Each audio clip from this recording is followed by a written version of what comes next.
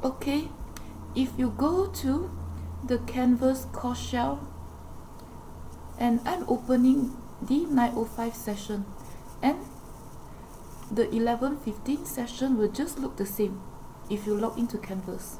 So my point is, log into Canvas, go to the SOS 100 course shell and click on Files.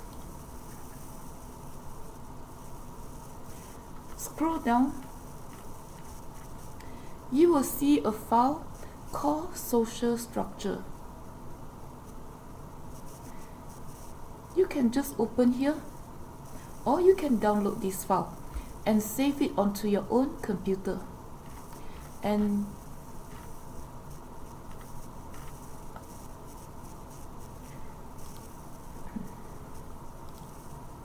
so we've been through this before. When a given behavior, either among different individuals, between doctors and patients, between students and teachers, among people from different social classes in a society, within people of a same social class, among people from different racial ethnic groups, between people from both genders, when these behavioral patterns through interactions, when they are repeated, they form a pattern or some kind of regularity. Because of that, we have some sort of stability in those interaction patterns between doctors and patients, between students and teachers, within people from the same social class, among people from different social classes, between people from different racial ethnic groups, within people from the same racial ethnic groups, among people from different sexes, or within people from the same sex group. When all these interactions, they form a pattern or some kind of regularity, they become predictable. These pattern or regularities formed through all this interaction is what we call social structure. And these regularities that emerge through repeated interactions can serve to guide and regulate behavior in a given society. Among people in the healthcare setting or the healthcare system, among different people in society, between sexes, a male and a female, in public,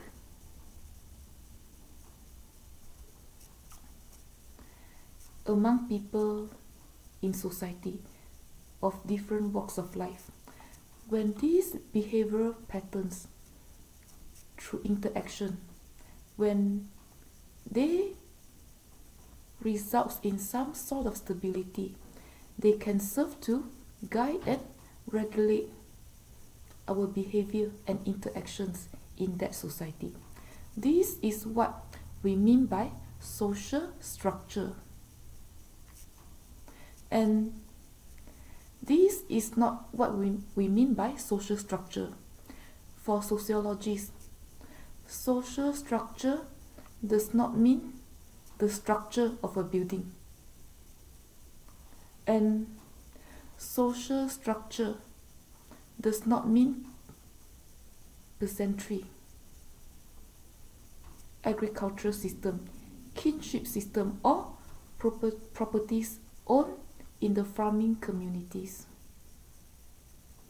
These things do not regulate or guide behaviors in society.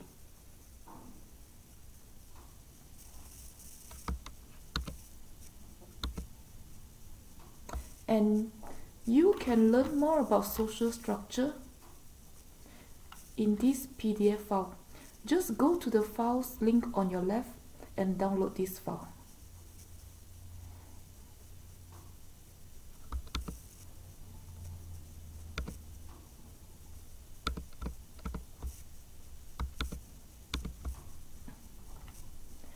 And when we lump all these behaviors that forms a pattern into different groups, into the healthcare system, into the education system, into the political system, into the economic system. Think about this. Interactions between subordinates and supervisors, they are repeatable, and because of that, they form a pattern.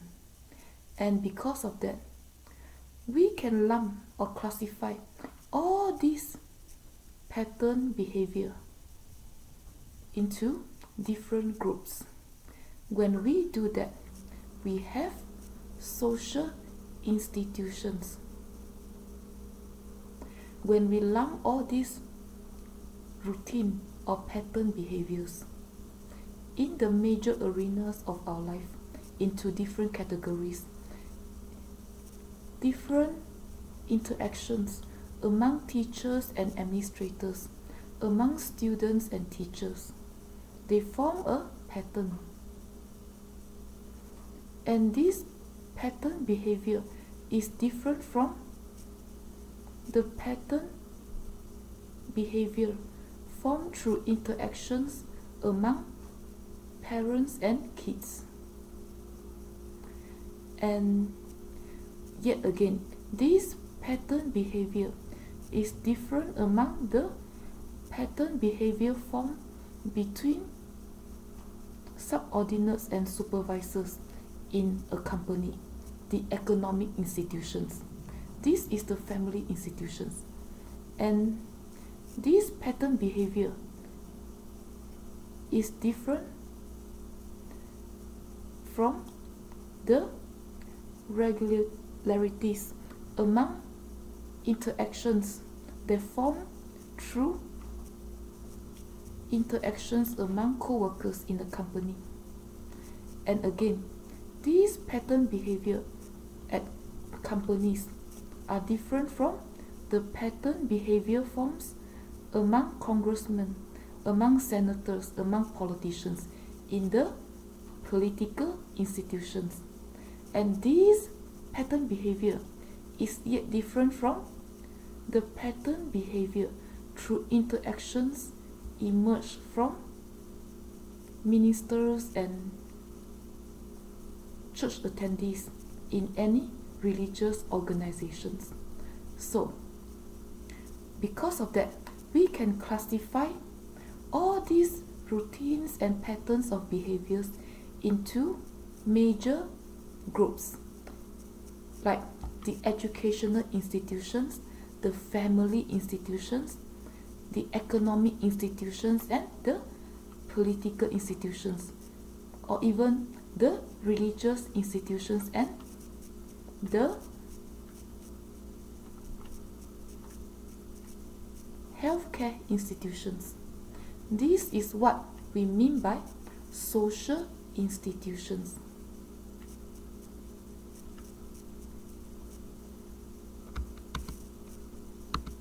Okay, if you scroll down from this file again,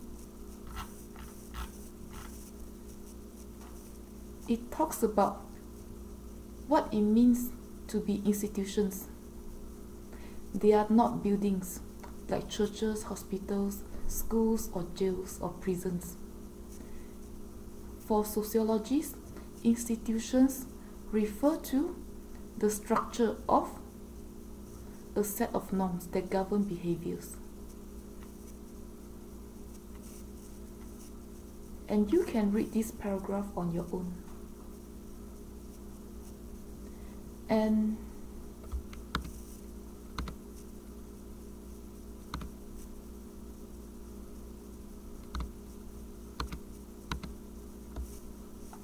if you go to your textbook, this is how your textbooks define social institutions. They are the patterns of belief or behaviors with the goal of meeting our social needs. And as we can see, these patterns of belief and behaviors can be classified into the government, the educational system, the family system, the healthcare system, the religious institutions like the temples, the mosques, the synagogues, the churches, and the economic institutions.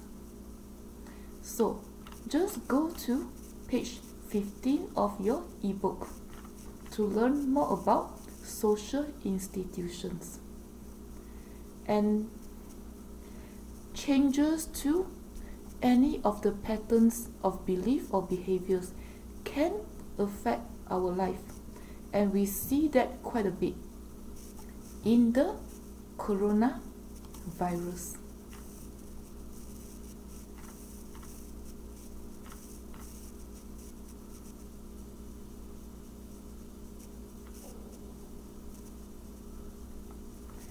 And because religious services are being banned in some places, so changes in the behaviors due to policymakers,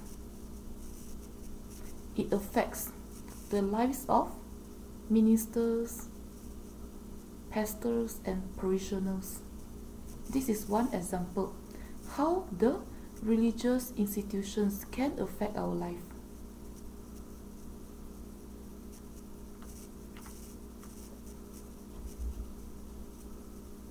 And because of the virus, lockdowns imposed by the government can also affect the general public's life. It's a no-brainer. This is another changes in the patterns of belief and behaviors at the government or political institutions level. And our economic institutions also reacted to the virus. And because of that, the value of cryptocurrency or Bitcoin may change, and this affects holders of Bitcoins and cryptocurrencies. This is an example of how changes in the economic institutions can affect our life. And changes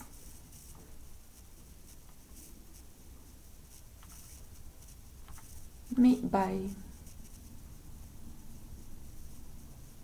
the economic institutions again.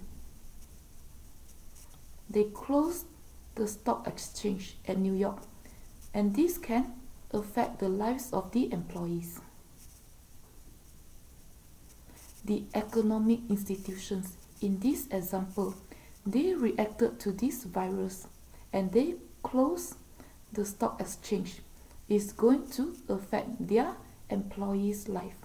So, all these examples I show you so far explain how social institutions can affect our daily life, things we take for granted.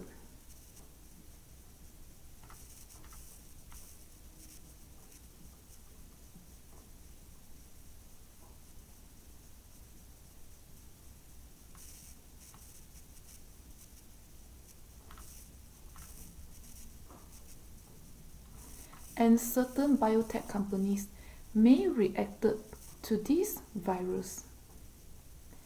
And because of that, their products and services may be more in demand. And this affects the lives of their employees, maybe in a good way, in a positive way. Here is another example of how the economic institutions affects our life.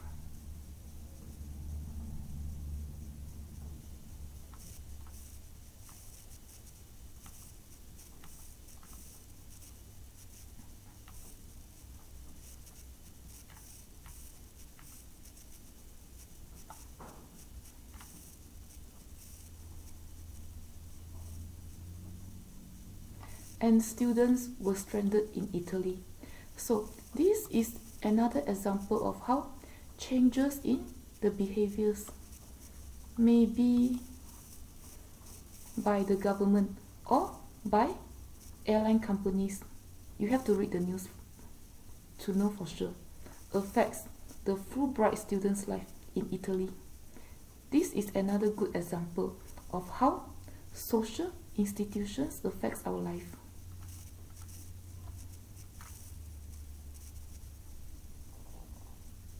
And this is another example of how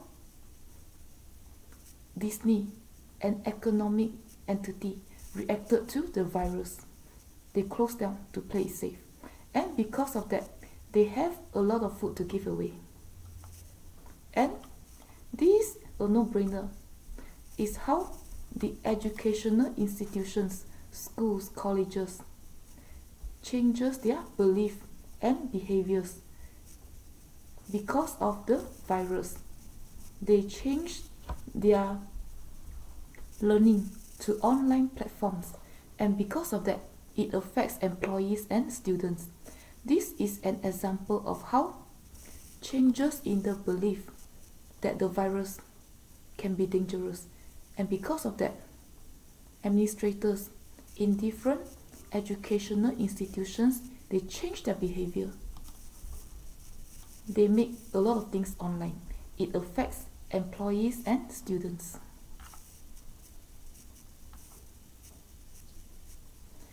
And changes made by the Italian government to lock down, to quarantine their citizens. Maybe their citizens, they want something to do. Maybe they are bored, we don't know. So they entertain themselves from their balconies. This is another example.